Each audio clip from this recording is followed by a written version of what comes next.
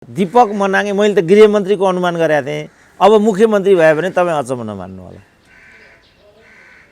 त्यसपछि बल्ल चित्रबहादुर केसीहरूलाई सञ्च हुन्छ होला। यो हो नि त धन्दा त। प्रदेश 1 देखि प्रदेश 7 सम्म समस्या नभएको अब कुनै प्रदेश रहेन। सरकार डल्ने, अविश्वासको प्रस्ताव लाने। कहाँ जनमोर्चा उहाँ दीपक मनाङेको निर्णायक स्थिति छ। जनमोर्चा त जनमोर्चै हो नि त। दीपक मनाङले त जसले पनि चिन्छ। यो प्रदेशहरूको किचलोलाई कसरी हेर्नुहुन्छ डाक्टर साहब? अब राजनीतिक रूपले शिष्ट भनौँ भने त केन्द्रमा जे समस्या देखियो त्यसको प्रतिक्रिया स्थानीयमा भयो भन्ने सहजै निष्कर्ष निकाल्न सकिन्छ। तर अलिकति रफ भाषामा भन्नुपर्दा यिनीहरू चाहिँ दोकाने हुन्। ज्यालामा नमिलेपछि लडाइँ गर्न थालेका हुन् यिनीहरू। कत्रो छटपटाट भयो त यिनीहरूलाई। यता गर्दा पनि हुँदैन, उता गर्दा पनि हुँदैन, अनि आफ्नै पार्टीलाई बन्चरो हाने। अब त्यो बन्चरो हानिसकेपछि चोइटा निस्किन्छ नि सानो तिनो, ती चोइटाहरू हुन् तिनीहरू चाहिँ। अब त्यही चोइटा बालेर आगो ताप्छन् होला, माछा पलेर खान्छन् होला। यस्ता खालका नहुने यिनीहरू त। यो कुनै राजनीतिक विषय होइन नि। अब यो सब कुराको खाब्जेमा यो चिज परे जस्तो देखिन्छ र यसमा कुनै एउटा ग्रान्ड अर्थ हुनुपर्छ क्या। त्यसै यो हठात नभएको हुनुपर्छ। किनभने यिनीहरू नै हुन् केपी ओलीलाई सबैभन्दा दुत्कारने। मधेसमा त केपी ओलीले पाइलै टेक्नुहुन्न भन्ने एक खालको जनमानसै बनाइसकेका थिए यिनीहरूले। अब अचम्मसँग अहिले सबैभन्दा बढी भक्त केपी ओलीको कोही छ भने त्यो मधेसवादी नै। यो त चान्चुने कुरा होइन नि। ओलीको त नामै सुन्नु हुँदैन थियो यिनीहरूलाई त। ठुलो मधेस विरोधी भनेर चित्रित गर्थे। अब यहाँसम्म यिनीहरू ओलीसँग लट्ठिएको देखियो कि चुचे नक्सामा पनि यिनीहरू ओलीसँगै उभिए। त्यो त आएको होइन, चरम असफलता उनलाई त्यहाँ भयो। जनता फेरि त्यसरी बुझिदिँदैन नि त। त्यही पार्टी पङ्क्तिभित्रले होइन हामी के गरिरहेछौँ भनेर होइन घनश्याम भुषालयहरूले पनि हिजैदेखि सचिवालयमा अन्यत्र पनि यो के गरिरह हामीले भन्दा त राम्रो प्रश्न हुने हो नि त। त्यही कारण त सूर्य थापा, विष्णु रिमाल टाइपका मान्छेले फिस्टो बराबर पनि यिनीहरूलाई नगर्ने कारण नै त्यही थियो। नत्र भने सूर्य थापाले प्रचण्डसँग पङ्गा लिने त अवस्थै छैन नि। राजा मोले काठमाडौँमा मन्त्री बार्गेनिङ गरिरह होला। त्यो नपाउने बित्तिकै उसलाई रिस उठ्यो, यहाँ पनि यो विदेशी सरकार हो भन्न थाल्यो। हिजो उही विदेशी सरकारको उप प्रधानमन्त्री भएर हिँड्थ्यो फेरि यही। ओलीलाई विज्ञप्ति निकालेर समर्थन पनि गरेको हो ओली सरकारको। अब यहाँसम्म अब किन त्यही बार्गेनिङ हो। अब मलाई खुसी लागेको के छ भने यो एक वर्षमा अथवा यो केपी ओली विरुद्धका जे जति चाहिँ प्रक्रियाहरू थिए त्यो प्रक्रियामा म जहाँ उभिरहेको थिएँ त्यहाँ चाहिँ सिङ्गो देश आयो। यसमा चाहिँ मलाई अहिले धेरै वर्षपछि प्रसन्नता भएको छ। जस्तो मध्यावधिको कुरामा पनि ठुल्ठुला प्रोफेसरहरू भन्न थाले। महन्त ठाकुरको कुरा पनि तिनै प्रोफेसरले पनि भने, अरूले पनि भने। किनभने एउटा ग्राउन्ड रियालिटीमा खडा भइयो भने अनि त्यसको वरिपरि चाहिँ सिङ्गो देश गोलबन्द हुँदो रहेछ भन्ने चाहिँ देखियो क्या। अब भनौँ न अहिले ती विष्णु रिजाल भन्ने त मौन भयो नि। कहाँ हिजो एक ठाउँमा देखिराखेका थिएँ म, तिनको खातामा मात्रै न्यु रोडमा 2.5 करोड रुपियाँ जम्मा हुन आयो अरे कताबाट। 2.5 करोड खाता नम्बर सहित मलाई एउटाले देखाउँदै थियो। चुप छन् नि उनी अहिले। कहाँ आयो होला त त्यो पैसा? छक्क परेँ म। किनभने हिजो पनि हत्या हिंसा भयो, सबै कुराहरू भयो नि। प्रहरीले मार्ने कुरा त हो, त्यो काम त हिजो पनि भयो नि। त किन मारिएको थियो त तिनीहरूलाई? त्यसको औचित्य के हो भनेपछि सर्वहाराको अधिनायकत्व, श्रमजीवी वर्गको मुक्ति, क्रान्ति, जनवादी व्यवस्था, यसको लागि भनेर न त्यो सब हत्या हिंसालाई मान्छेले बिर्स्यो र अप्पर हाउसमा गएर बसे। त्यसको के तर्क हो त? समाधान चाहिएको भाइलाई होइन? समाधानै चाहियो नि त आजको सङ्कटको विषय त।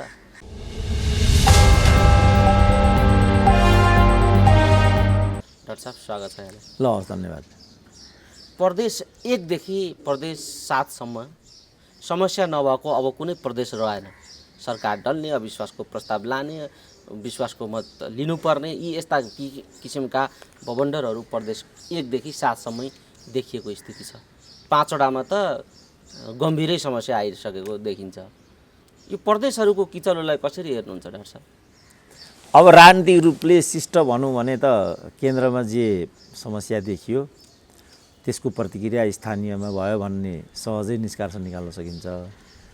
तर अलिकति रफ भाषामा भन्नुपर्दा यिनीहरू चाहिँ दोकाने हुन्, ज्यालामा नमिलेपछि लडाइँ गर्न थालेका हुन् यिनीहरू। यो ज्याला के गर्दा मिल्छ त? भागभन्डा क्लियर छ नि। अब एकलौटी यहाँ पनि ओलीले एकलौटी खाए भन्ने भयो, असह्य भयो अर्को पक्षलाई। अब तल पनि त्यस्तै भइराखेको थियो। अब कसरी भान्सामा सामेल हुने भन्ने तल पनि पोलिरहेको थियो, भतभती छिद्र खोजिरहेको थिए। अब पूर्ण बहुमत भएको हुनाले अर्को पक्षले टाउको उठाउन सक्ने स्थिति थिएन। अब प्रतिपक्षले हो त्यो भूमिका खेल्नुपर्ने। अब काठमाडौँमा पनि प्रतिपक्षको कुनै भूमिका भएन। यहाँसम्म कि मधेसवादी दलसम्म पनि ओलीप्रति चाहिँ सहानुभूतिशील देखिए। कत्रो छटपटाट भयो त यिनीहरूलाई, यता गर्दा पनि हुँदैन, उता गर्दा पनि हुँदैन, अनि आफ्नै पार्टीलाई बन्चरो हाने। अब त्यो बन्चरो हानिसकेपछि चोइटा निस्किन्छ नि सानो तिनो, ती चोइटाहरू हुन् तिनीहरू चाहिँ। अब त्यही चोइटा बालेर आगो ताप्छन् होला, माछा पलेर खान्छन् होला, यस्ता खालका नहुने यिनीहरू त। यो कुनै राजनीतिक विषय होइन नि। डाक्टर साहब, यही सन्दर्भमा केन्द्रमा जे भयो प्रदेशमा त्यही देखियो भन्ने कुरालाई मान्ने हो भने केन्द्रमा परिवर्तन गर्नुपर्छ भन्ने जो कुरा उठेको छ, गठबन्धनका हिसाबले गण्डकी प्रदेशलाई हेर्ने हो भने काङ्ग्रेस माओवादी जनमोर्चाहरू एक ठाउँ उभिएको देखियो। समीकरण चाहिँ अब माओवादीसँग त्यहाँबाट सुरु भएको हो काङ्ग्रेसको भनेर पनि परिभाषा गरिएको छ। त्यो माथि केन्द्रसम्म त्यसरी अभिव्यक्त हुन्छ अब देखिन्छ त्यस्तो सम्भावना। अब जताबाट पनि ओली हटाउन हो, जे भने पनि यसको अर्को अर्थ त आउँदैन पटक्कै। तर काहीँ खाब्जे के परेको छ भने जस्तो प्रदेश 2 मा नेकपाकै यो एमालेकै संसदीय दलमा बगावत भएको भन्ने सुनिएको छ। अब यो कर्णालीमा पनि योभन्दा पहिल्यै नै नेकपाकै हुँदा हेमलाल कडेलहरू अगाडि आएको भन्ने सुनियो। अब यो एकदम अस्वाभाविक तरिकाले, निर्दलीय भन्दा पनि घटिया तरिकाबाट यिनीहरूको चाहिँ हरकत आइराखेको छ। यो हेर्दाखेरि यो एउटा फ्री किक जस्तो देखिन्छ, जता पनि हान्न पाउने, जहाँ पनि हान्न पाउने त्यस्तो देखिन्छ। किनभने दलीय व्यवस्थामा त एकदम दलको कमान्डमा सबै कुरा हुनुपर्ने हुन्छ, दलको केन्द्रीय प्रतिनिधि तल जानुपर्ने हुन्छ, अनि मात्रै यी हरकत गर्न पाइन्छन् उसको सुपरभिजनमा। दलीय व्यवस्था हामीले बुझेको त यो हो। अब यहाँ त अहिलेसम्म केन्द्रबाट कुनै प्रतिनिधि गयो भन्ने अहिलेसम्मको अभ्यासै सुनिएको छैन। जस्तो भारतमा त्यस्तो भयो भने केन्द्रबाट फलानु आयो भन्ने हुन्छ, अनि उसले जे केन्द्रको नीति हो, यो मुख्यमन्त्री, यो फलानु, यो उसले जे इसारा गर्छ त्यही हुन्छ। त्यहाँ वास्तवमा दलीय व्यवस्थामा त दलै सुप्रिमो हुनुपर्ने। अब नेपालमा त को सुप्रिमो थाहा छैन। अब एउटै पार्टीमा 2-3टा अध्यक्ष बनाएका हुन्छन्, अनेक संयन्त्र खडा गरेका हुन्छन्। त्यसपछि पनि यो शक्ति केन्द्रको अस्पष्टताले पनि भ्रम उत्पन्न गर्छ। सारांशमा चाहिँ के भने केन्द्रमा जे लडाइँ भएको छ र केन्द्रमा जे प्रवृत्तिहरू देखेका छन्, जस्तो राजा मो नै भनौँ न, राजा मोले काठमाडौँमा मन्त्री बार्गेनिङ गरिरह होला, त्यो नपाउने बित्तिकै उसलाई रिस उठ्यो, यहाँ पनि यो विदेशी सरकार हो भन्न थाल्यो। हिजो उही विदेशी सरकारको उपप्रधानमन्त्री भएर हिँड्थ्यो फेरि यही ओलीलाई विज्ञप्ति निकालेर समर्थन पनि गरेको हो ओली सरकारको। अब यहाँसम्म अब किन त्यही बार्गेनिङ हो होइन, यिनीहरूको त त्यही न, अरू केही होइन, कि पैसा कि बार्गेनिङ हो। अब ओलीले दिँदा अब जनमोर्चा निर्णायक छ फेरि त्यहाँ। अब जहाँ एकै सिटको पनि निर्णायक हुने ठाउँमा अनि जना सदस्य संसदहरू कहाँ जनमोर्चा, उहाँ दीपक मनाङेको निर्णायक स्थिति छ। जनमोर्चा त जनमोर्चै हो नि त। दीपक मनाङले त जसले पनि चिन्छ। अब जसले पनि चिनेर के गर्नु, उता नेकपाबाट स्वतन्त्र ब्याकिङबाट चाहिँ सांसद बनिरहेको स्थिति छ। दीपक मनाङे मैले त गृहमन्त्रीको अनुमान गरेका थिएँ, अब मुख्यमन्त्री भयो भने तपाईँ अचम्म नमान्नु होला। त्यसपछि बल्ल चित्रबहादुर केसीहरूलाई सञ्च हुन्छ होला।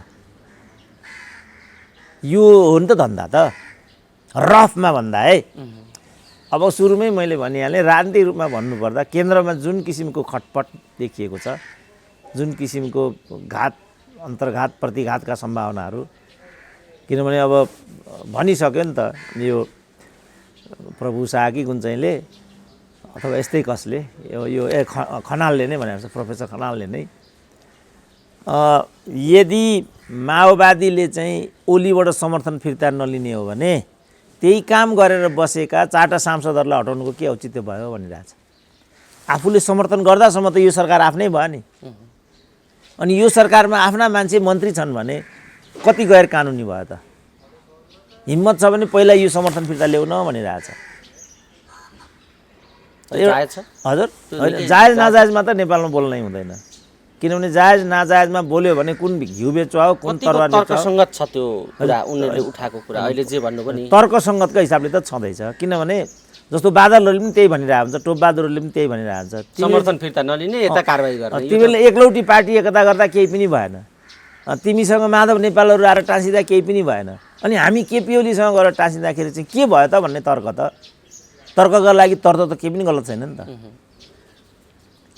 अब मलाई खुसी लागेको के छ भने यो 1 वर्षमा अथवा यो केपी ओली विरुद्धका जे जति चाहिँ प्रक्रियाहरू थिए त्यो प्रक्रियामा म जहाँ उभिरहेको थिएँ त्यहाँ चाहिँ सिङ्गो देश आयो। यसमा चाहिँ मलाई अहिले धेरै वर्षपछि प्रसन्नता भएको छ। जस्तो मध्यावधिको कुरामा पनि ठुल्ठुला प्रोफेसरहरू भन्न थाले, महन्त ठाकुरको कुरा पनि तिनै प्रोफेसरले पनि भने, अरूले पनि भने। किनभने एउटा ग्राउन्ड रियालिटीमा खडा भइयो भने अनि त्यसको वरिपरि चाहिँ सिङ्गो देश गोलबन्द हुँदो रहेछ भन्ने चाहिँ देखियो क्या यो। किनभने यिनीहरूले यो मूल्यको लागि, राजनीतिको लागि, विचार सिद्धान्त देश जनताको लागि गरेको हरकत थिएन नि त कसैले पनि। एकतादेखि नै तपाईँले प्रश्न उठाइराख्नु भएको थियो, यो एकता पनि होइन त यो ठाउँमा यो संसद विघटनदेखि यी समग्र घटनाक्रमबारे तपाईँले सुरुदेखि नै जे प्रश्न उठाउनु भएको थियो, अब ती प्रश्नहरू अहिले सत्य साबित भए र मुलुक अप्ठ्यारो स्थितिमा पुग्यो। तर समाधान दिनका निम्ति ओलीलाई हटाउनुपर्छ भन्नेहरूका बिचमा सहमति बन्न सकेन, अर्थात् नयाँ समीकरण बन्न सकेन र जसपालाई पनि ओली नेतृत्वको सरकार नै विश्वसनीय र भरपर्दो लाग्न थाल्यो।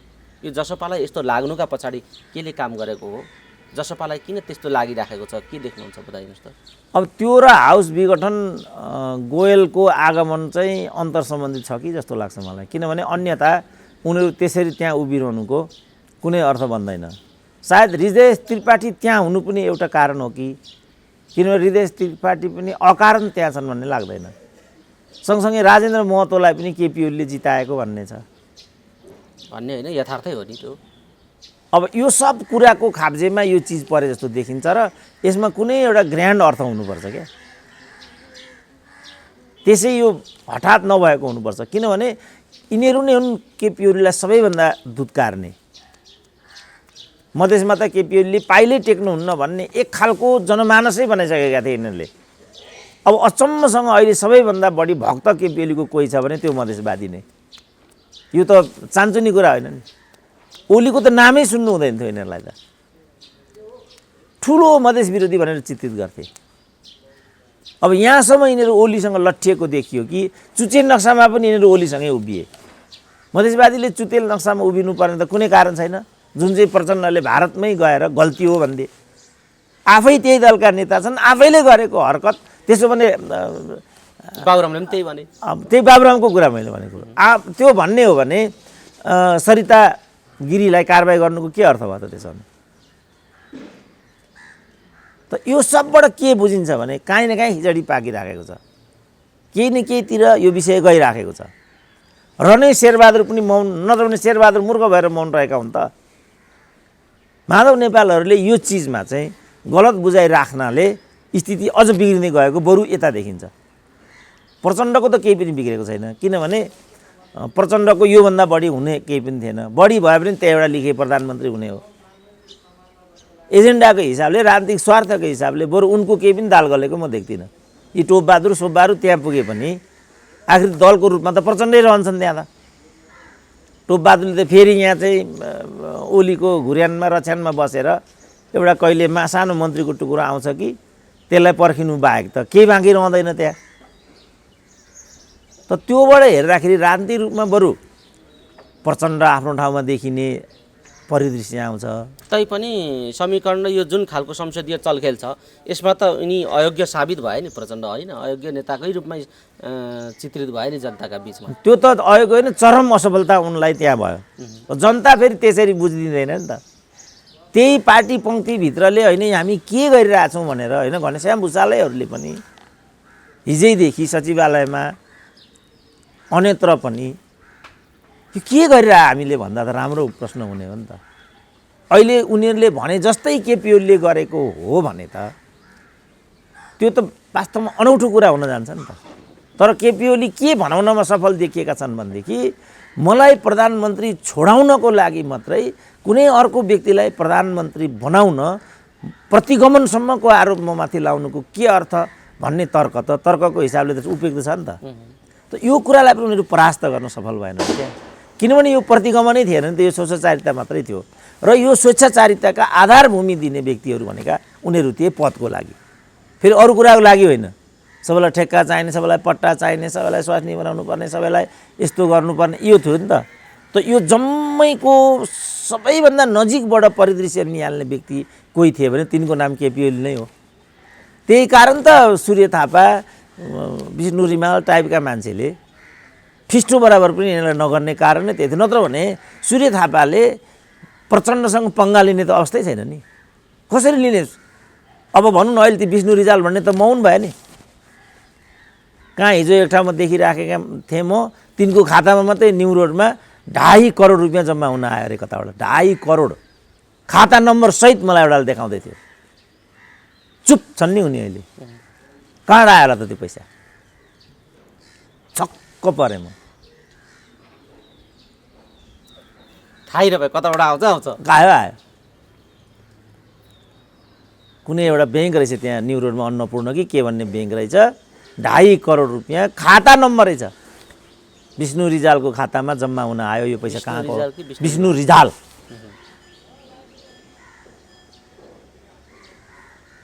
जुन कुरा म जस्तो प्रोफेसरले 20 जुनीमा कमाउन सक्दैन, 20 जुनीमा। अजब नेपाल गजब काशी भनेको यही हो। केही बुझिँदैन क्या हाम्रो देशमा के भइरहेछ भनेर।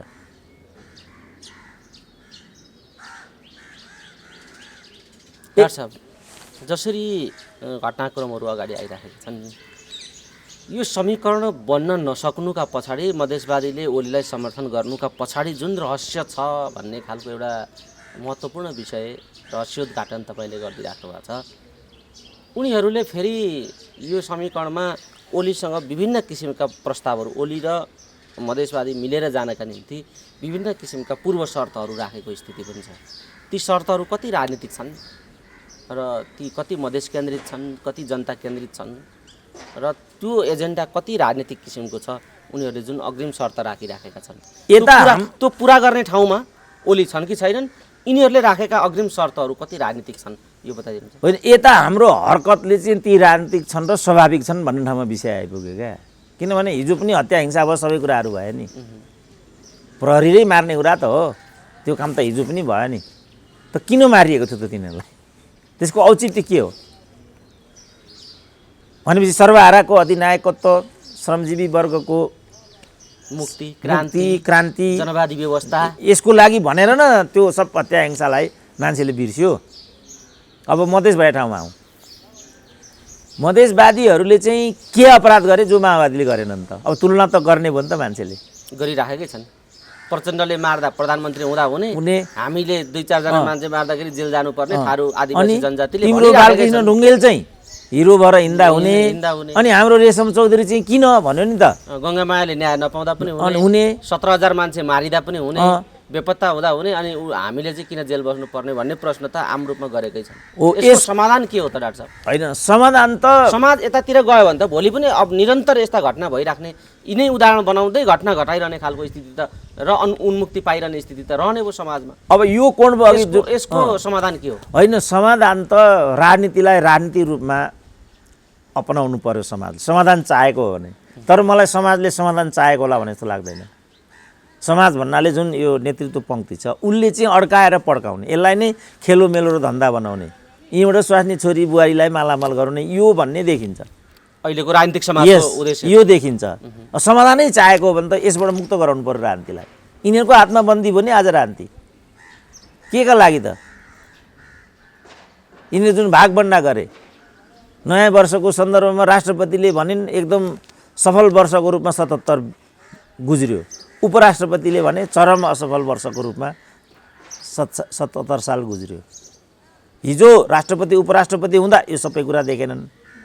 आज आफ्नो राजनीतिक प्रतिकूल हुने बित्तिकै उनीहरूले वर्षलाई नै अनुकूल र प्रतिकूल रूपमा चाहिँ चित्रित गरिदिए। तल के पाए त समाजले?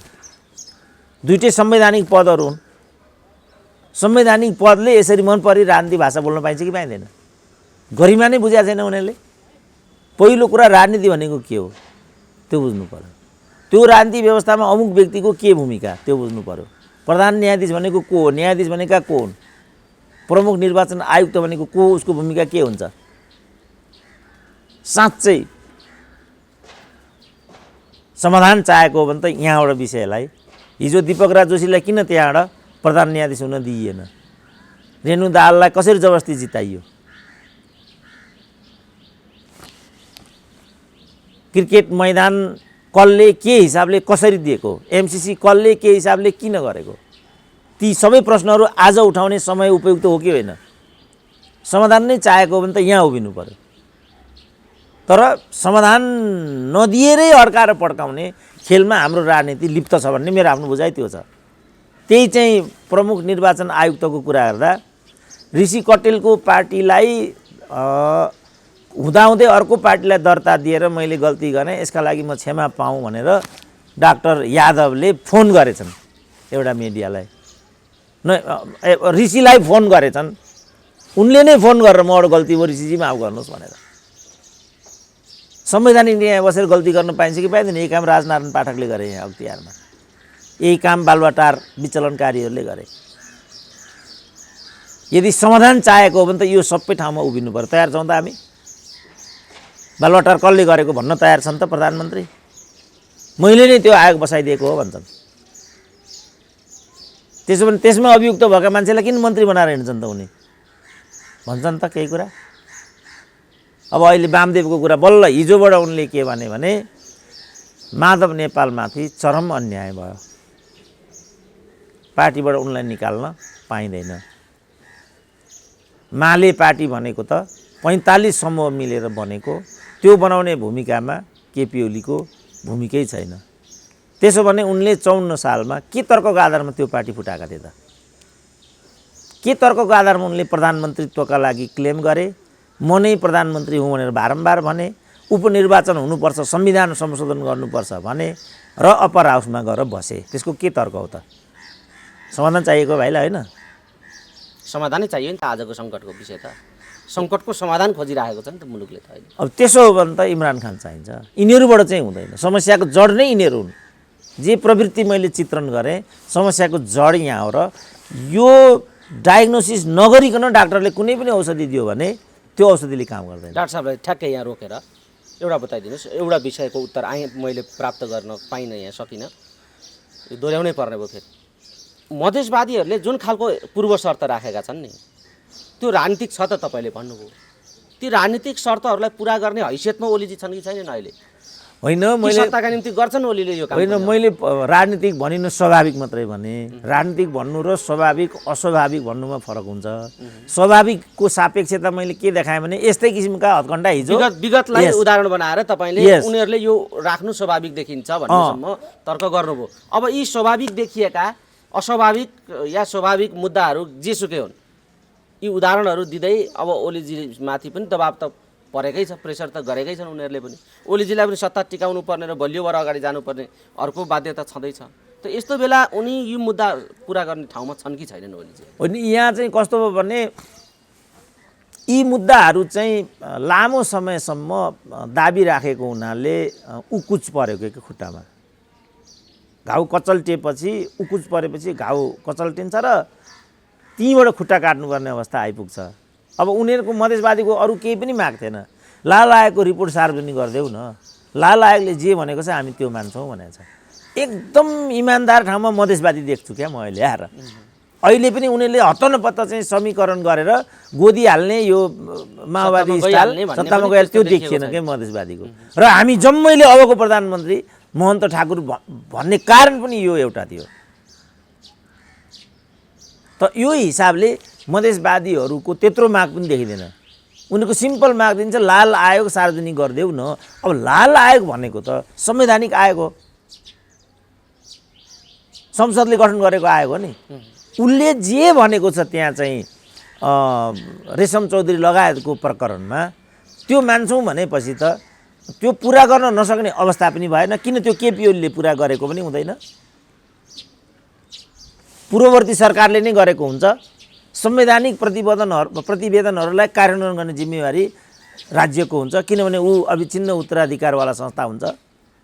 जस्तो अहिले भीमरावहरू प्रचण्डहरू भन्दैछन् नि यो एमसिसी हामीले गरेको होइन भनेर। 6वटा सरकार त यसमा इन्भल्भ छन् नि, त्यो 6वटा सरकारको पार्ट उनीहरू पनि हुन्। त्यसो कसले गरेको त एमसिसी होइन भनेका छैनन्, तर एमसिसी ठिक छैन भनेर चर्को चर्को कुरा चाहिँ बेला बेला मौसमी कुरा गरिराखेका छन्। होइन, पछिल्लो मैले के सुने भनेदेखि यो मैले देखेकै थिएन, कहिले पनि म बैठामा आउँदै आएन भनेको छ। ल दुईटैले, प्रचण्डले पनि यही भनेको छ, मेरो टेबलमा एमसिसीको फाइल कहिले पनि आएन भनेको छ। त्यसो भने यो पार्टी व्यवस्था हो कि होइन? उनी पार्टी अध्यक्ष हुँदा यो बाबुरामले गरेको कागज हो। यसको जिम्मेवारी प्रचण्डको बन्छ कि बन्दैन त? त्यो बेहुदा कुरा होइन यो। यहाँसम्म कि एमसिसीको मसौदा ड्राफ्ट गर्ने कर्मचारी युनिटको सेक्रेटरीले समेत यो पुनरावलोकन गर्नुपर्छ भनेको मैले आफ्नै कानले सुने। यस्तो गर्न पाइन्छ कि पाइँदैन भनेको मैले। समस्याको जड यहाँ हो नि त। र यी चाहिँ के हुन्, कर्मचारी पनि के हुन्, सरकारमा बसुन्जेलसम्म विदेशी दात्री निकायको स्वार्थमा काम गर्दै गर्दै गर्दै हिजो मैले एकजना उद्यमीसँग भेटेँ, उनले त्यही कुरा निकाल्दै थिए। मैले त अब ऋण काट्नुपर्ने भयो, कोभिडले यहाँ पुर्यायो उनले भने। केमा चाहिँ तपाईँलाई ऋणैको स्थिति आइपुग्यो त भन्दा उनले त छोराछोरीको पढाइदेखि थाले। छोराछोरी लिङ्कनमा पढ्छन्, 15 लाख फिस हुन्छ अरे वार्षिक त्यहाँ लिङ्कनमा। कर्मचारीको सुब्बाको छोरो पनि लिङ्कनमा पढ्छ, कहाँबाट ल्याउँछ 15 लाख भनिदिउँ त? एउटा उद्योगीलाई यस्तो सङ्कट परिरहेको उनले मैले ऋणै लिएँ ब्याङ्कबाट भनिसक्यो उसले। म त यसो खर्च पानी केही गर्ला कि देशको यत्रो प्राडा गएको भनेको त म त ऋणमा डुबेँ भन्छ साउ त। यो अवस्था छ। खरदारले लिङ्कनमा युनिभर्सिटीमा ठुल्ठुलो गफ गर्ने प्राडाका छोराछोरी त्यहीँ पढ्छन्। जुन प्राडाले 37 वर्षमा 10 लाख कमाउनु सकेन अनि वर्षको 15 लाख फी तिरेर कसरी छोराछोरी त्यहाँ पढाउँदो भन्नु त? त्यो प्राडाले यो जुन विरोधाभासपूर्ण हरकत हामीले गरेका छौँ नि, राजनीतिले यो चिजलाई चाहिँ छाडा छोड्नाले आजको दिन आएको नेपालमा। मेलम्चीमा गौरव गर्छन् नि मानिसहरूले। यो त 12 अरबमा 10 वर्ष अगाडि सम्पन्न हुनुपर्ने प्रोजेक्ट हो नि। अझ 20 वर्षै अगाडि, 22 वर्ष अगाडि पुरा भएको भए पनि अन्यथा नहुने। तर 31 अरब लागेर यसले 28 वर्षको समय लियो। यसको क्षतिपूर्ताल कसले गर्ने हो? राजनीतिले त हो त्यसको उत्तर पो खोज्छ त। कल कारखानाहरू बन्द भए, कसले बन्द गरेको? किन बन्द गरेको? राजनीतिले नै भन्दैछ कि बजार व्यवस्थामा जानुको विकल्प थिएन। बजार व्यवस्था भनेको मुलुकलाई अप्ठ्यारोमा धकेलिदिने हो त। त्यही हो बजार व्यवस्था भनेको। त्यसकारण मैले ठुल्ठुला एमसिसी वादीहरूमाथि प्रश्न गरेर तिमीहरूसँग कुन भाषामा, कुन विश्वविद्यालयमा, कुन फोरममा बसेर डिबेट गर्ने हो गर्नु एकपल्ट भने मैले। अब एमसिसीको यात्रा यति लामो तय गरिसके, अब आएर एमसिसीको प्रश्न उठाउनुको अर्थ के हुन्छ? त्यो पनि सत्ताधारी दलकै अथवा त्यो गर्ने सरकारकै दलका नेताहरूले यसको अर्थ बन्छ त? गरिसक्यो राज्यले। यी डबल स्ट्यान्डर्डमा खेलिराखेका छन्, यी द्वैध चरित्रमा छन् भन्ने कुरा त प्रचण्डको भूमिका, ओलीजीका भूमिका, अहिलेको समग्र सरकारकादेखि लिएर प्रतिपक्षका समग्र भूमिकाले यो देखाइराखेको छ। किनभने हामीले गरेको होइन, फाइल थाहा छैन भन्छन्, एमसिसीको विरोधमा नारा लाग्दाखेरि चार्ज गरेर त्यहाँबाट प्रचण्ड भाग्छन् भनेपछि यो डबल चरित्रमा हाम्रो राजनीति घुमिराखेको छ भन्ने कुरा त देखिन्छ डाक्टर साहब। तर अहिले संसदमा पेश गर्नुपर्ने जुन एमसिसीको प्रावधान छ पास गर्नका निम्ति, त्यसलाई सभामुखले रोके र त्यो मात्रै नभएर कुनै पनि काम अघि बढ्न नदिने मनस्थितिमा सभामुख चाहिँ त्यहाँ उपयोग भइराखेका छन्, प्रयोग भइराखेका छन् माओवादी केन्द्रबाट भन्ने ओलीजीले पटक पटक आरोप लगाइराख्नु भएको सुनिन्छ।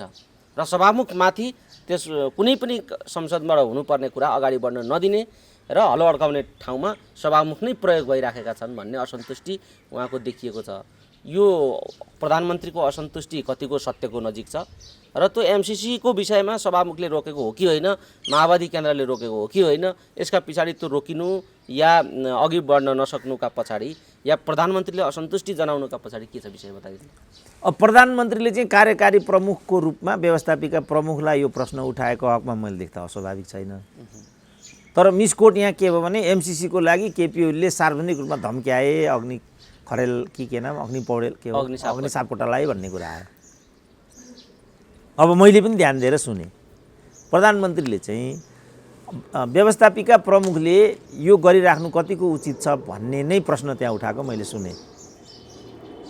संसदले निर्णय गर्नुपर्छ यति मात्रै भनेको छ, पास गर्नुपर्छ भनेको मैले सुनिनँ। संसदले जे गर्छ पेश गरौँ भन्ने कुरासम्म यो कुरा ल्याएको देखिन्छ। यो हकमा चाहिँ व्यवस्थापिका प्रमुखले यसो गर्नु उचित छैन भन्ने हकमा म अनुपयुक्त देख्दिनँ।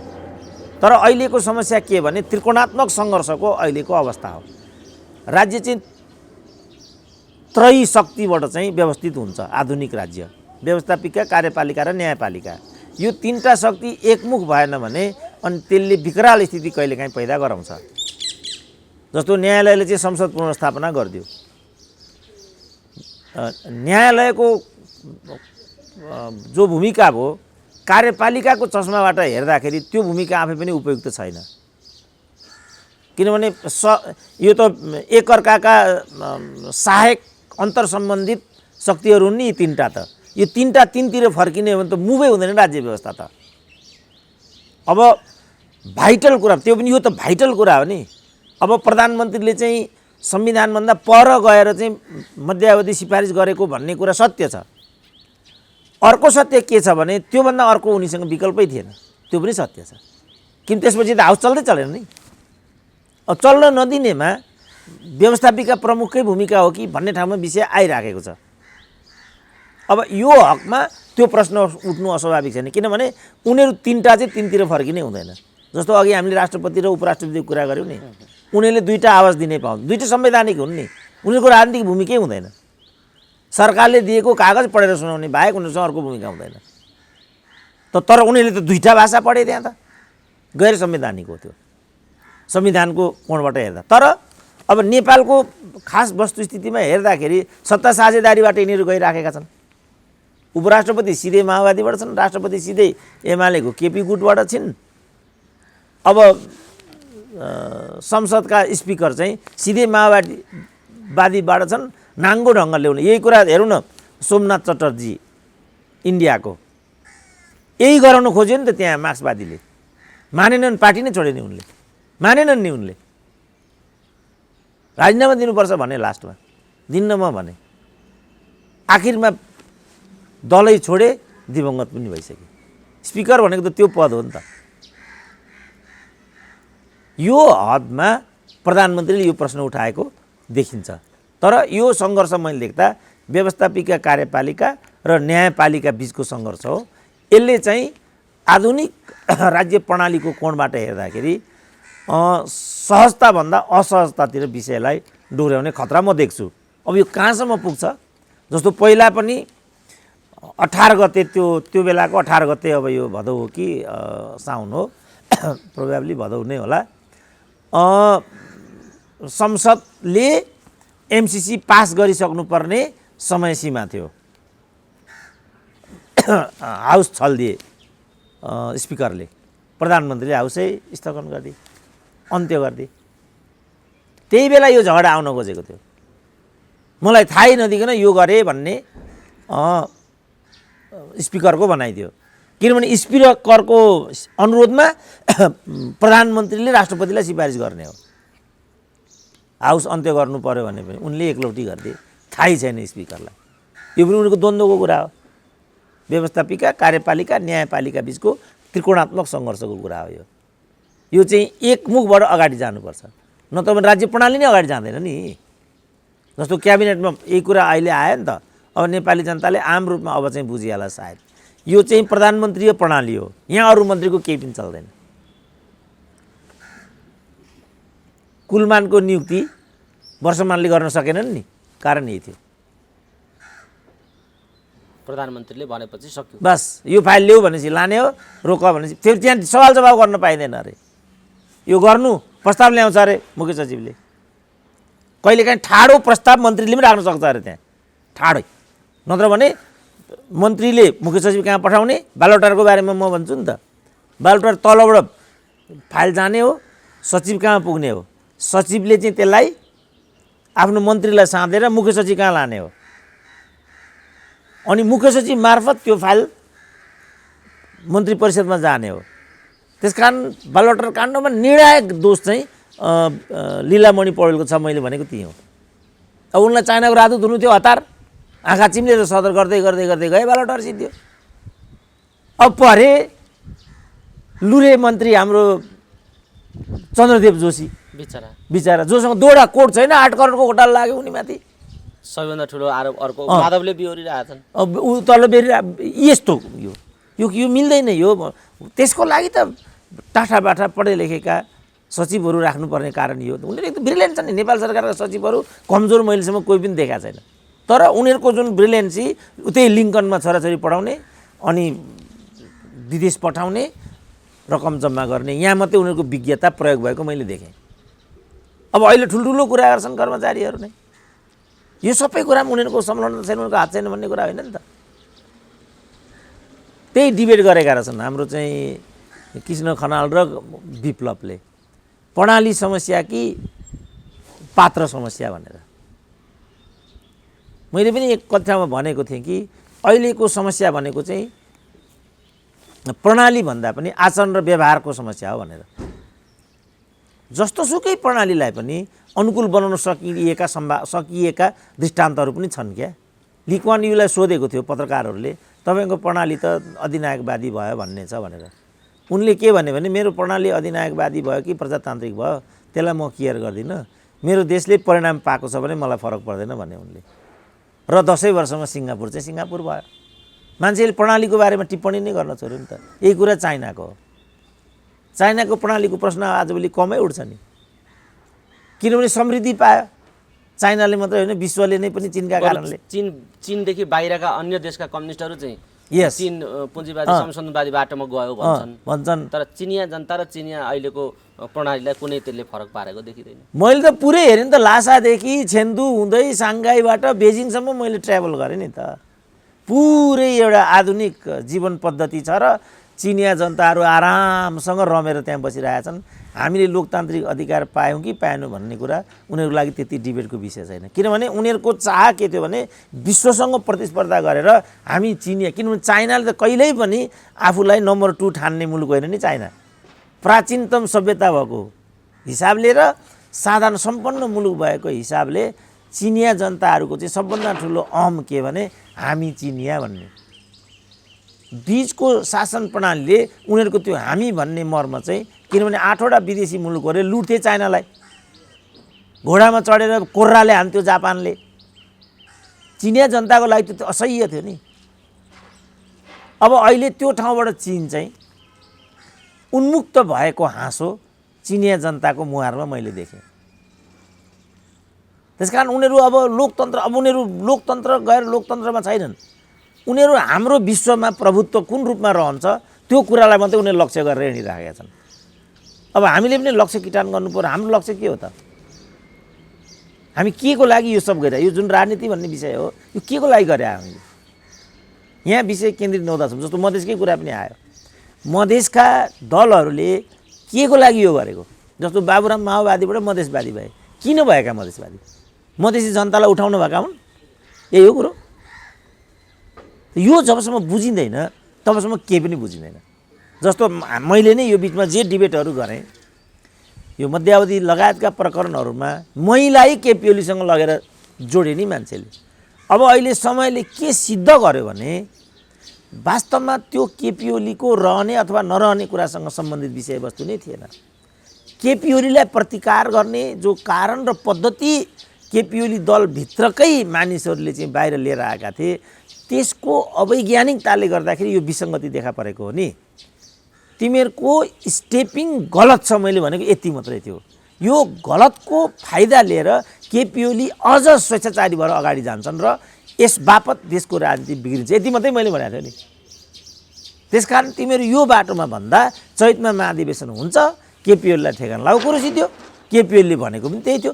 त्यो पनि केपी ओलीले नमानेका भए बा 2.5 वर्षको कुरामा पनि केपी ओलीले चाहिँ अस्वीकार गरेको भए फेरि यो जम्मै स्टेपिङ उनीहरूको सही हुन्थ्यो। अब अहिले माधव नेपाल जहाँ आइराखेका छन् फेरि म यो गलत देखिराखेको छु। अब समानान्तर भनिरहेछन् 67 जिल्लामा समानान्तर कमिटी पुग्यो भन्ने छ अहिले। ओलीले चाहिँ माधव नेपाललाई अब पार्टीको सदस्यबाटै हटाइदिने भन्ने खालको तयारी, संसद पनि र पार्टी सदस्य पनि दुईटै कुराबाट हटाइदिने तयारी मनस्थितिमा ओली पुगिराखेका छन् भन्ने सुनिन्छ बजारमा। बस अब त्यो भयो भने उनीहरूलाई त के फरक पर्दो, तर समग्रमा नेपालको कम्युनिस्ट आन्दोलनलाई के असर पार्छ त्यसले, यो हो नि त प्रश्न। उनीहरूलाई त माधव नेपाल र केपी ओली भन्ने कुरा माधव किन उत्तेजित भएर यो काम गरिराखेका छन् टाढ सर, के लाग्छ तपाईँलाई? होइन अब कुण्ठा हो, आक्रोश हो, पीडा हो मात्रै हो कि यस पछाडि अरू कुरा पनि हो? अब त्यो तिनटै हो, तर त्यो चिजलाई व्यवस्थापन गर्नमा चाहिँ अब हाम्रो केपी ओली पनि चुकेको म त्यो देख्छु। अब प्रचण्डको पनि यसमा आफ्नै प्रकारको भूमिका भयो, तर समस्या चाहिँ त्यो तिनवटा नै हो। किनभने अर्काको टाउकामा हालेर त त्यत्रो ठुलो नेताले उन्मुक्ति पाउँदैन। कुण्ठा पनि हो, आक्रोश पनि हो र प्रतिशोध पनि हो। तिनटै कुराले उनीहरूको यस्तो भएको त्यस्तो देखिन्छ। डाक्टर साहब, तपाईँसँग हामी जिज्ञासा राख्छौँ यी घटनाक्रमहरूमाथि तथ्यपरक, यथार्थपरक र गहन विश्लेषण र एउटा खुलस्त आफ्नो दृष्टिकोण राख्नुहुन्छ डाक्टर साहबले भनेर मिडियाहरू डाक्टर साहबसँग बढी नै केन्द्रित भएको हामी देख्छौँ। तर कतिपय मानिसहरू तपाईँले यसरी बोलिरहँदाखेरि यो कति धेरै आलोचना, कति धेरै चाहिँ यो अभिव्यक्ति दिन सक्नुभयो डाक्टर साहबले भनेर मैले सभ्य तरिकाले भने, असभ्य तरिकाले यसो भन्ने पनि छन्। मानिसहरू यसो भनिराखेका छन्, मिडियाले तपाईँसँग जिज्ञासा राख्छन्, एउटा बाध्यता तपाईँसँग पनि छ। तर ती मानिसहरूलाई तपाईँ के भन्न चाहनुहुन्छ? यो जुन तपाईँ यी धारणाहरू राखिराख्नु भएको छ, यसका पछाडि डाक्टर केसीको के स्वार्थ हो? केका लागि यसरी कराइरहन्छन्? यी काम गर्दैनन्, खालि कराइ मात्रै रहन्छन्, के गरे यो केसीले भन्ने प्रश्न पनि तपाईँमाथि गर्छन् मान्छेहरू। त्यस्ता खालका प्रश्न पनि यदाकदा आइराखेका हुन्छन् सञ्जालमा। के भन्नुहुन्छ यो विषय? होइन, यी त नयाँ प्रश्नहरू होइनन् र उनीहरूलाई मैले ठाडो जवाब त के भनेको भने, भाइ तिम्रो पिँढीको लागि त मैले बोलेकै होइन, भोलिको पिँढीको लागि मैले बोलेको। किनभने मैले केही नगरेको भन्नेहरूका लागि मेरो उत्तर के छ भने, जे मैले गरिराखेको छु त्यो नै मेरो काम हो भन्ने मेरो बुझाइ छ। जस्तो विगत समयमा पुष्पलाल नै पनि त गद्दार भनियो नि त, ठुल्ठुला किताबहरू लेखिए। अब अहिले त्यहाँबाट चाहिँ तिनीहरू फर्किराखेका छन् र हामीबाट गल्ती भयो परोक्ष प्रत्यक्ष भनि नै राखेका छन्। अब मलाई नै पनि गद्दार भन्यो भने त्यो ठुलो कुरा भयो भने पनि कम्युनिस्ट आन्दोलनमा अनुसन्धान गर्ने, कम्युनिस्टै आन्दोलनको उचितो काट्ने, मैले त यो चिज आजको ठाउँमा पुग्छ होला भनेर पो खबरदारी गरेको त, जहाँ पुगिराखेको छ। मैले 52 सालमा कन्क्लुजन के निकालेँ भने यो कम्युनिस्ट आन्दोलन होइन, पढे लेखेका टाठा बाठाहरूको पदमार्गी लडाइँ हो, मैले यही कन्क्लुजन निकालेको थिएँ। अब अहिले त्यो कुरा अक्षरश भन्दा पनि पर गएर पुष्टि भएको मेरो आँखाले चाहिँ देख्छ। साथीहरू देख्छन् कि देख्दैनन् त्यो म भन्न सक्दिनँ। मेरो आँखाले चाहिँ त्यो किन देख्छ भने यो एकता भन्ने चिज पनि सम्भव छैन, हुँदैन, भए पनि यसले परिणाम दिँदैन, दिए पनि त्यो देश र जनताको पक्षमा जाँदैन। सुरुमा केपी ओलीको 2 आउँदा पनि मानिसहरू त्यसरी नै आह्लादित थिए, यो बेकार है, उहाँलाई विकास निर्माणको भिजनै छैन, त्यो सम्भवै छैन भन्थे। ल हेर त 2 नसहने भन्थे। म अहिले पनि एउटा टिभीको साथीलाई सम्झिन्छु, तपाईँ त एकता पनि हुँदैन भन्नुहुन्थ्यो, एकता त भयो त।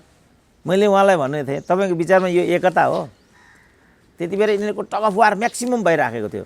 तपाईँको विचारमा यही एकता यस्तै हुन्छ तपाईँको विचारमा?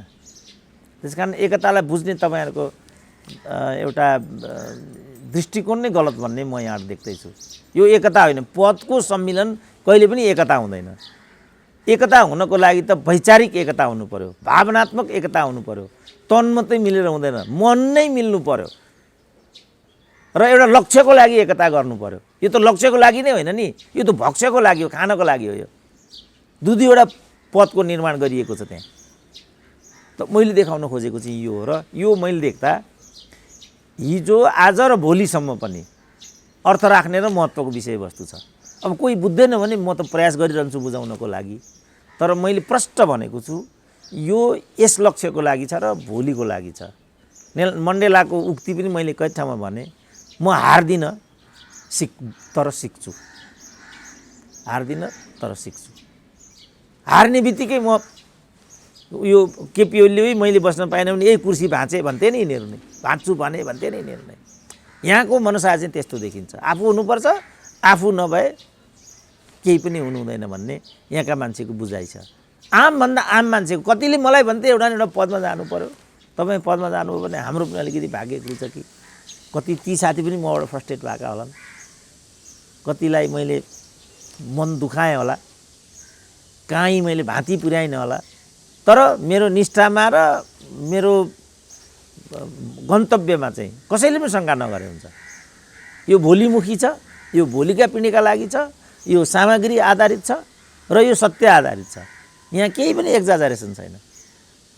एमसीसी के बारेमा तपाईँको प्रश्न विचार आएन, कतिले मलाई भन्छन् बाबा एमसीसी को त हामीले 10 वर्षको यात्रा गरिसक्यौँ। 10 वर्ष एमसीसीकै नाममा विघ्नस्त भइसक्यो। अब हामीले अरबौं खरबौंको क्षति भइसक्यो। यस, अरुण 3 मा हामीले यही गर्यौँ होइन त, सिकेको नि हामीले त। अरुण 3 मा भन्थे, अब महाकालीमा सिकेको हो नि त हामीले त। प्रचण्ड प्रधानमन्त्री हुँदा मलाई नै बोलाएको थियो, के तपाईँलाई भन्नुहुन्छ विशेष भनेर। मैले अरू केही होइन कमरेड, हरेक प्रधानमन्त्री यहाँबाट बाहिर जान्छन् इन्डिया, एउटा न एउटा विवादास्पद गरेर आउँछन्, तपाईँ यो नगरी आउनु होला भने 9 मुरी दिएर आउनुभयो। त यसपछि हामीलाई के लाग्दै गयो भने नेताहरू त यो सबै बिक्री बट्टा गर्नेमा कमिटेड छन् कि क्या हो भन्ने हामीलाई लाग्दै गयो। त्यहाँबाट हामीले सिकेको नि। अब यो मलाई यो चितवनको क्रिकेट मैदानको बारेमा पनि बोलिदिनु पर्यो, ठाउँ ठाउँबाट फोन आउँछ। ए बाबा के बोल्ने, अब त्यो त फेरि त्यो पनि 10 वर्ष अगाडि बढिसक्यो, 40-42 करोड खर्च भइसक्यो। खर्च भइसक्यो। म आफै त्यहाँ गएर यो प्रश्न त मैले त्यही बेला गरेको थिएँ त्यो धुर्मुसलाई नै, बाबु तिमीले त यो चितवन विश्वविद्यालयको कृषि विश्वविद्यालयको ल्यान्ड अकुपाई गरेको भन्ने आलोचना छ नि त, के मैले नै सोधेको थिएँ त्यही बेला। यो पनि 4 वर्ष अगाडिको कुरा होला यो। त्यहीँ गर होइन, यसको सट्टापट्टा भइसकेको भन्थे। मिलायो होला भन्ने भ्रम भयो। अब के हो त, अब त्यो केही त आधार होला त्यहाँ भन्नेको। त्यहाँ मलाई चुस्लुको त्यहीँका मान्छेले भनेको थियो यो त कृषि विश्वविद्यालयको जमिन हो, यिनीहरूले अकुपाई गरेको, डाक्टर साहब यो पनि उठाइदिनु पर्यो, त्यही बेला भनेको थिएँ। अनि मैले धुर्मुसलाई नै भने बाबु यहाँ त यस्तो भन्छन्, यो कुरा के हो भनेर। अब अहिले आएर अब त्यसको मुद्दा पनि चलिरहेको छ भन्ने छ अहिले। अब सबै अब भने यहाँ नेपालीहरूको यही बानी भयो, महाकाली गर्ने अनि लड्ने, अप्पर कर्णाली गर्ने। अब अप्पर कर्णाली भर्खरै अप्पर कर्णाली दैलेखका साथीहरू आए, डाक्टर साहब फेरि यो चाहिँ जिएमआरले चाहिँ 5 वर्ष अगाडि चाहिँ सम्पन्न गरिसक्नुपर्ने प्रोजेक्ट हो यो। उसले अहिलेसम्म पनि बजेट खोजिराखेको छैन, अकुपाई गरेको छ बसेको छ, अकुपाई गरेको छ बसेको छ।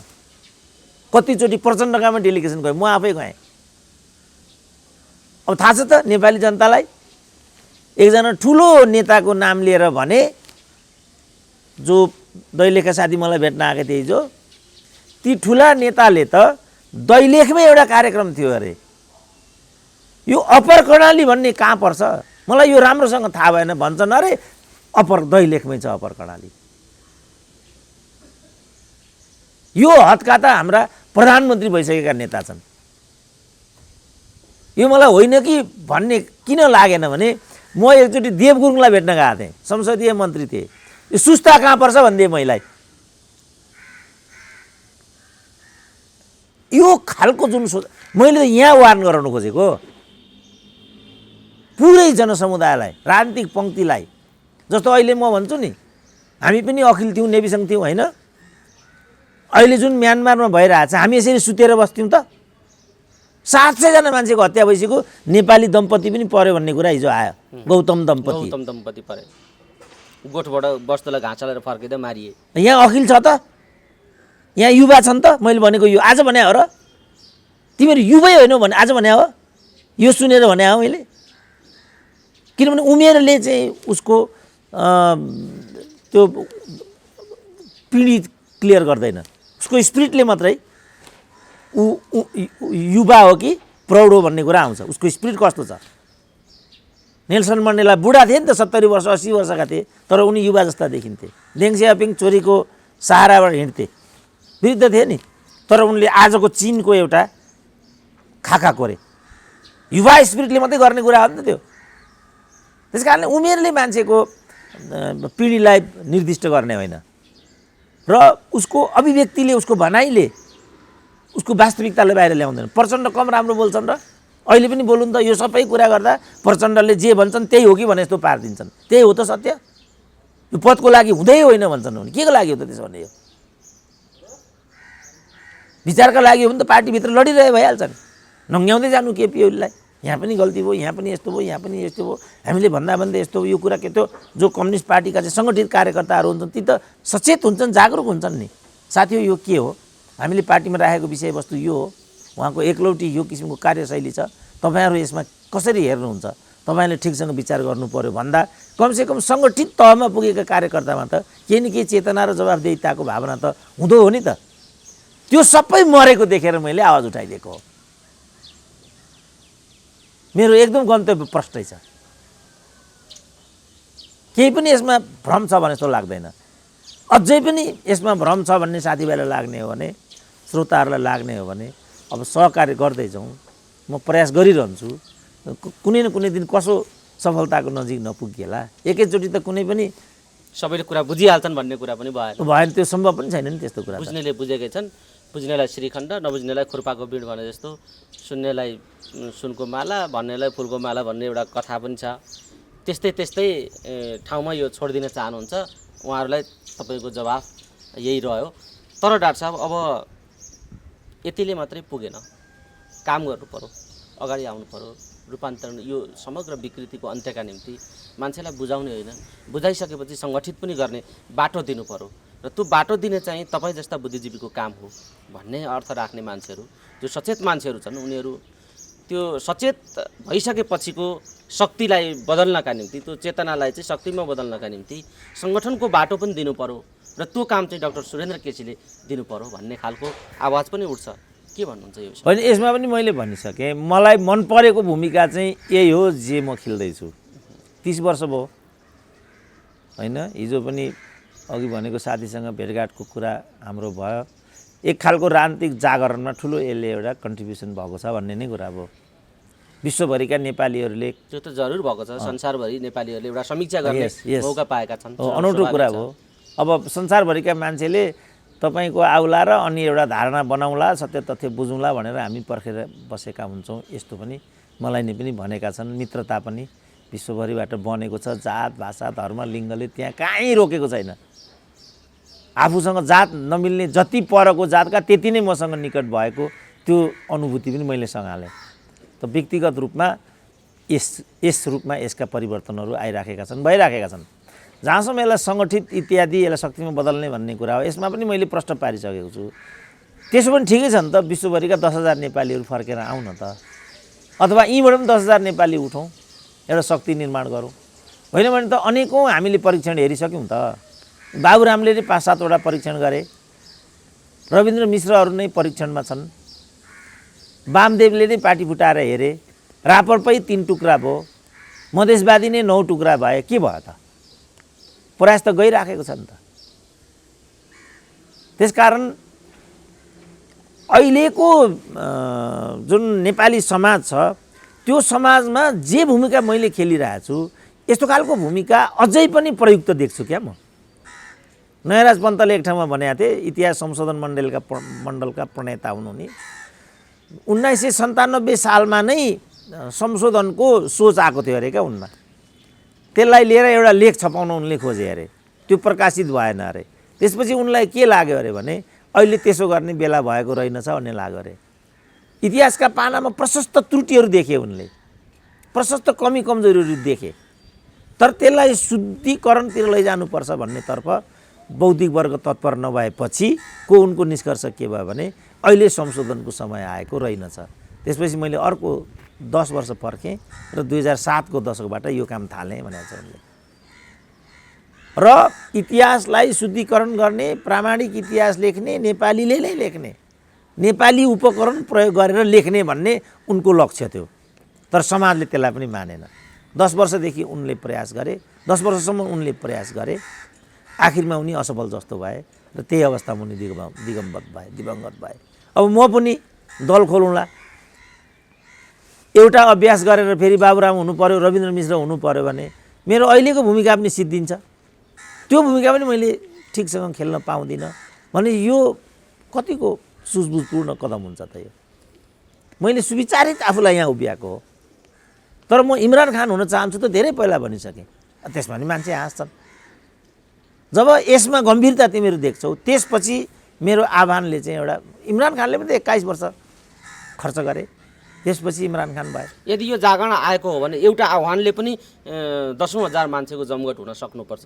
त्यो चेतना जागृत हुनुपर्छ, मानिसमा त्यो खालको एउटा रक्त सञ्चार हुनुपर्छ, अनि मात्रै यी कुराहरूको एउटा शक्तिको रूपमा बदल्न सकिन्छ भन्ने तपाईँको त्यो निष्कर्ष हो?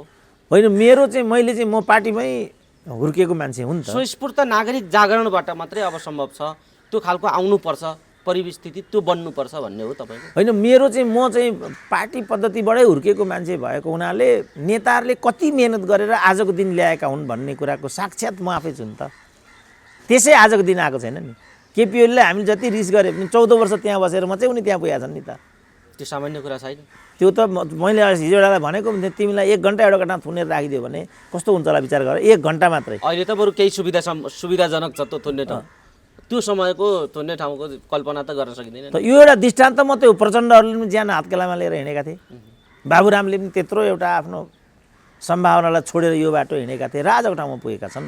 अब मैले चाहिँ आजको भोलि नै यो कुरा पाउँछु भने त त्यो त रविन्द्र मिश्रको अपेक्षा हुन्छ, सम्भव छैन यो सब। मलाई चाहिँ किनभने म कुनै उत्तेजना कुनै यो त्योबाट होइन, म देखेको छु बाबा एउटा कार्यकर्तालाई निर्माण गर्न पार्टीले कति लगानी र मेहनत गर्थ्यो भन्ने कुराको प्रत्यक्ष साँची म छु क्या।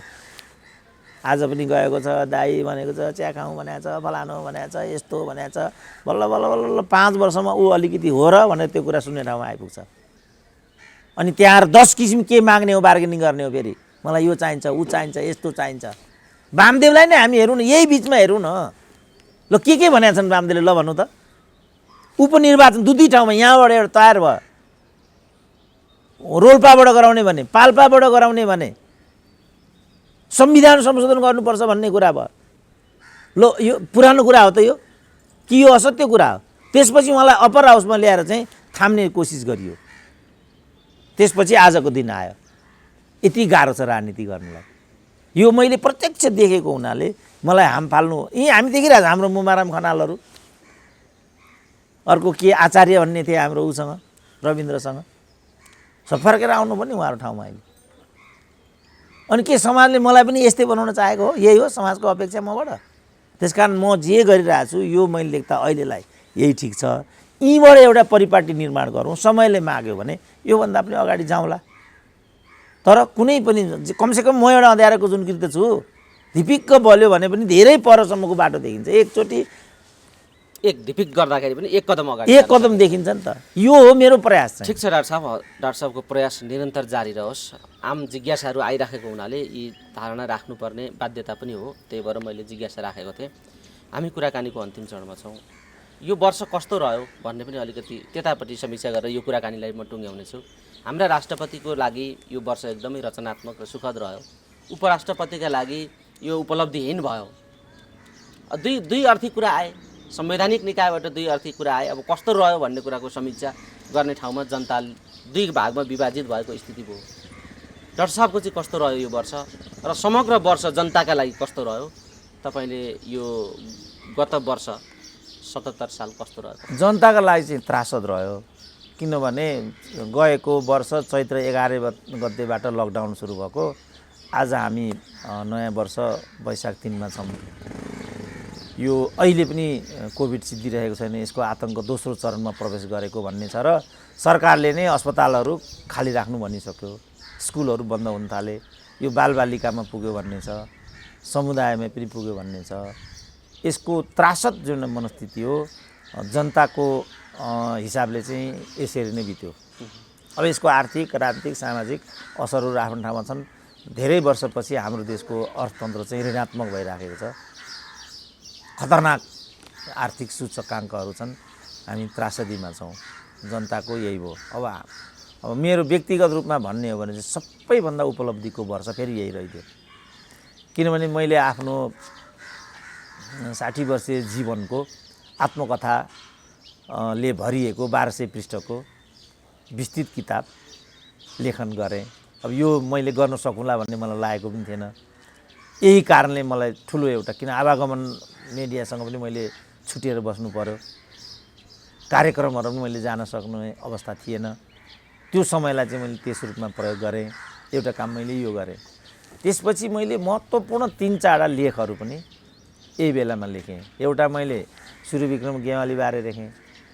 अनि एउटा मैले इतिहासकार धनबज्र बज्राचार्य बारे लेखेँ। अहिले भर्खरै म ज्ञानमणि नेपाल बारे लेख्दैछु। यी तीनटा चाहिँ मैले लेखि नै सकेँ। चौथो आर्टिकल मलाई फेरि त्रिभुवन विश्वविद्यालय सिनासले चाहिँ नेपाल स्थापना 250 वर्ष पुगेको उपलक्ष्यमा एउटा विस्तृत ग्रन्थ तयार पार्दै रहेछ र त्यसमा देशका 25 जना लब्ध प्रतिष्ठित व्यक्तित्वहरू, बौद्धिक व्यक्तित्वहरूलाई सामेल गराएकोमा खै के भएर मेरो पनि एउटा नाम त्यहाँ परेको रहेछ र त्यसका लागि एउटा लेखनको सामग्री जुटाउने र त्यसको चाहिँ एउटा शब्दचित्र बनाउने यो काममा समेत म लागिरहेको। अब यो हिसाबले मेरो चाहिँ एउटा बौद्धिकको यति बौद्धिकतापूर्ण उपलब्धि मैले देख्दा उल्लेखनीय हुन्छन् र यो वर्ष मेरो लागि चाहिँ उल्लेखनीय वर्षको रूपमा व्यतीत भयो।